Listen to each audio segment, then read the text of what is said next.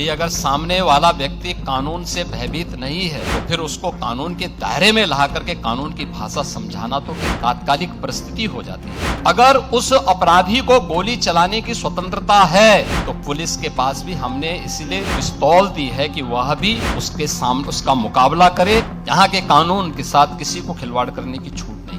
हमने भूमाफिया task force गठित की और मैंने कहा 24 घंटे का समय दे रहा हूँ। उत्तर प्रदेश के अंदर जिस भी सरकारी भूमि पर किसी भूमाफिया ने कब्जा किया है उसको तत्काल छोड़ दे। जमीन तो छोड़नी ही पड़ेगी, लेकिन साथ साथ उसने जो कमाई की होगी उसको ब्याज सहित हम वसूली करेंगे। उत्तर प्रदेश के मुख्यमंत्री योगी आदित्यनाथ ने प्रदेश की कानून व्यवस्था के बारे में जिक्र करते हुए एक बार फिर से जीरो टॉलरेंस, भूमाफिया और कानून में सभी की बराबरी के मुद्दों को उठाया है। राजधानी लखनऊ में आयोजित उत्तर प्रदेश फार्मा कॉन्क्लेव के शुभारंभ के मौके पर मुख्यमंत्री योगी आदित्यनाथ ने कहा कि उत्तर प्रदेश के अंदर पिक एंड चूज और पॉलिसी पैरालिसिस जैसी कोई स्थिति नहीं है। उन्होंने कहा कि उनकी सरकार की नीयत साफ है, उसकी नीतियां साफ है कि हर एक व्यक्ति तक शासन की योजना का लाभ ईमानदारी के साथ पहुंचना चाहिए। उन्होंने आगे कहा कि आज जीरो टॉलरेंस सभी पर बराबरी से लागू होता है। और इसके बाद कानून व्यवस्था के बारे में बोलते हुए मुख्यमंत्री योगी आदित्यनाथ ने कहा कि उत्तर प्रदेश में रूल ऑफ लॉ है, यहाँ कानून के साथ खिलवाड़ करने की छूट किसी को भी नहीं है। आइए आपको सुनाते हैं मुख्यमंत्री योगी आदित्यनाथ के भाषण का वो हिस्सा जहां पर वो कानून व्यवस्था का जिक्र कर रहे थे और साथ में उन्होंने भूमाफिया को दिए एक 24 घंटे के अल्टीमेटम की कहानी भी बताई। क्या था वो, सुनिए आप। उत्तर प्रदेश में आप अनुमान करिए 2012 से लेकर के 2017 के बीच में 900 से अधिक दंगे हुए थे। अनुमान कर लीजिए। कोई सिटी ऐसी नहीं थी जहां कर्फ्यू का दौर उस सिटी के अंदर न गुजरी हो। कोई उद्यमी, कोई चिकित्सक, कोई व्यापारी ऐसा नहीं रहा होगा जिसने गुंडा टैक्स न दिया हो इस दौर में। अराजकता चरम पर थी। यहां का युवा पलायन करता था। सरकार के पास कोई पॉलिसी नहीं थी। परिणाम क्या था? जब सुरक्षा नहीं होगी, जो पहले से उद्यम थे वह भी यहां से प्लान कर रहे थे। जैसे तैसे वे भागने के लिए मजबूर थे। यहां पे सब जुनेजा जी अपनी बात को कह रहे थे, ये उनकी अपनी पीड़ा थी, जहां उनका बचपन बीता। उस धरती को छोड़ना उनके लिए अत्यंत कठिन रहा होगा, लेकिन उनकी मजबूरी थी कि उन्हें अपनी सुरक्षा भी चाहिए थी। और केवल एक जुनेजा जी की बात नहीं थी, ये उत्तर प्रदेश के हर उद्यमी की, हर व्यापारी की, हर उस व्यक्ति की पीड़ा है जिसने उस दौर को देखा है। 2003 से लेकर के 2017 के बीच के उस दौर को देखा है, जब व्यापक कर्फ्यू में अपहरण के लिए यहां पर अपहरण होते थे, फिरौती वसूली करने के लिए। और उन स्थितियों में जब आदरणीय प्रधानमंत्री जी ने और हमारी पार्टी ने दायित्व मुझे उपलब्ध दिया था, तो हमें इस चुनौती का सामना भी करना था और हर एक नागरिक के मन में एक विश्वास भी पैदा करना था। स्वाभाविक रूप से यह हम पिक एंड चूज से नहीं कर सकते थे। हम लोगों ने तय किया जीरो टॉलरेंस फिर सब पे बराबर लागू होगा। अगर अपना व्यक्ति भी गलत करेगा तो उसके लिए भी वही कानून लागू होगा जो एक माफिया और अपराधी के लिए लागू होगा। कोई अपना पराया नहीं होगा। और हम लोगों ने इस मामले में जब कार्रवाई प्रारंभ की, प्रयास तो किया कि कानून के दायरे में रह करके करें, लेकिन बहुत बार होता है, आप भी इस बात को समझते होंगे, भाई अगर सामने वाला व्यक्ति कानून से भयभीत नहीं है तो फिर उसको कानून के दायरे में ला करके कानून की भाषा समझाना तो फिर तात्कालिक परिस्थिति हो जाती है। बहुत बार लोग टिप्पणी करते हैं कि पुलिस ने गोली क्यों मार दी। अगर पुलिस गोली ना मारी तो क्या पुलिस गोली खाए? ये दोनों काम एक साथ नहीं चल सकते। अगर उस अपराधी को गोली चलाने की स्वतंत्रता है तो पुलिस के पास भी हमने इसलिए पिस्तौल दी है कि वह भी उसके सामने उसका मुकाबला करे। उसका प्रशिक्षण इसी बात को लेकर के हो रखा है और उसको जिस भाषा में समझे उस भाषा में उसको समझाने का काम करे। और उस भाषा में जब समझाया गया, आपने देखा होगा पिछले 9 वर्ष में बड़े बड़े पर्व और त्योहार हो रहे हैं, सारे सकुशल संपन्न हो रहे हैं। कहीं कोई शांति भंग की बात नहीं करता है, कहीं कोई अराजकता की बात नहीं करता है, कहीं कोई फिरौती की बात नहीं करता है, कहीं कोई दंगा नहीं है, कोई फसाद नहीं है, कोई गुंडा टैक्स नहीं है।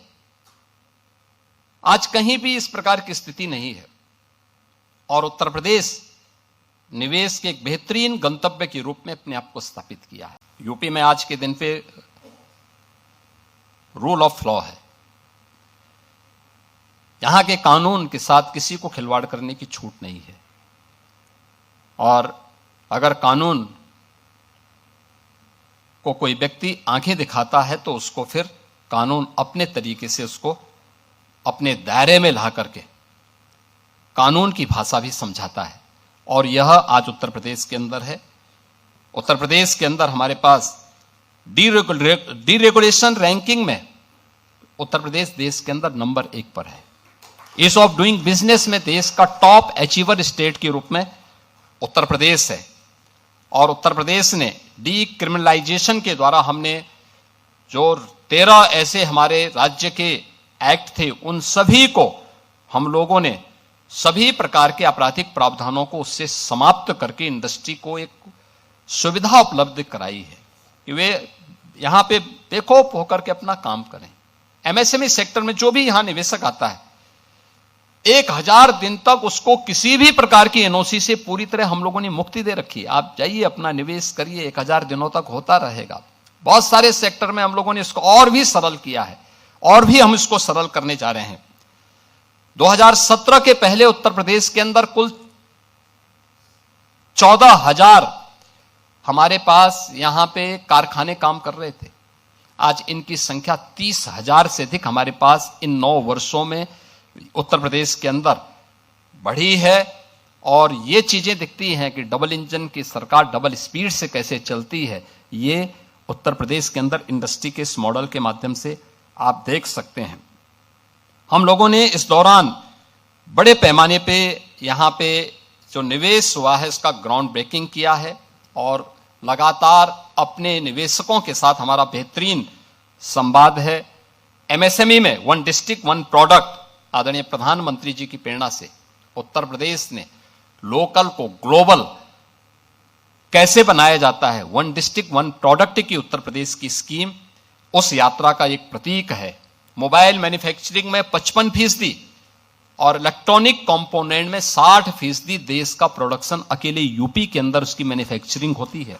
आपने देखा होगा फैक्ट्री से लेकर फार्मेसी तक एक सीमलेस सप्लाई चेन नेटवर्क भी उत्तर प्रदेश के अंदर हम लोगों ने इस दौरान विकसित की है और इन सभी कार्यों को देखते हुए एक बेहतरीन लैंड बैंक हमारे पास मौजूद है। आप आश्चर्य करेंगे, देखिए अभी हम लोग केवल ललितपुर से ही सटे हुए झांसी जनपद में बुंदेलखंड झांसी बुंदेलखंड रीजन में हम लोगों के पास हम बीडा नाम का एक नया इंडस्ट्रियल जोन विकसित कर रहे हैं, एक नई सिटी विकसित कर रहे हैं और इसमें एक साथ 56,000 एकड़ लैंड में ये बीडा विकसित की जा रही है। हमारे पास पहले से ही 25,000 एकड़ का लैंड बैंक पहले से मौजूद था। 2017 में जब हम लोग आए थे उत्तर प्रदेश के अंदर कहीं लैंड ढूंढते हुए नहीं बनती थी, कोई लैंड नहीं मिल पाती थी क्योंकि लैंड पर लैंड माफिया ने कब्जा कर रखा था।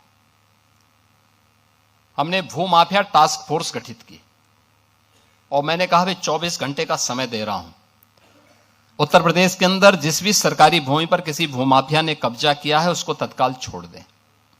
24 घंटे के बाद जब हम कार्रवाई करेंगे तो उसको जमीन तो छोड़नी ही पड़ेगी, लेकिन साथ साथ उसने जो कमाई की होगी उसको ब्याज सहित हम वसूली करेंगे। आप आश्चर्य करेंगे, 65,000 एकड़ लैंड हमारी खाली हुई थी, 65,000 एकड़ लैंड, और वो हमारा लैंड बैंक बना था।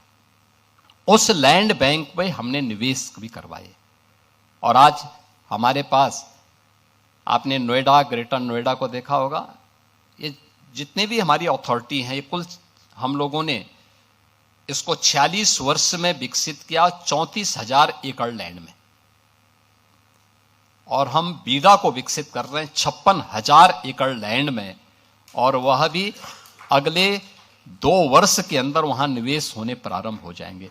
लैंड आवंटन हमने शुरू कर दिया, कनेक्टिविटी हमने प्रारंभ कर दी, वहां एयरपोर्ट की भी सुविधा हम देने जा रहे हैं, सारी सुविधाएं उपलब्ध करवाएंगे, सब कुछ उपलब्ध कराएंगे। और इतना अच्छा जल संसाधन आपको कहीं नहीं मिलेगा, इतनी अच्छी कनेक्टिविटी, इतना अच्छा लॉजिस्टिक की स्थिति, अन्य सभी प्रकार की सुविधाएं ये मिलना अत्यंत कठिन होगा।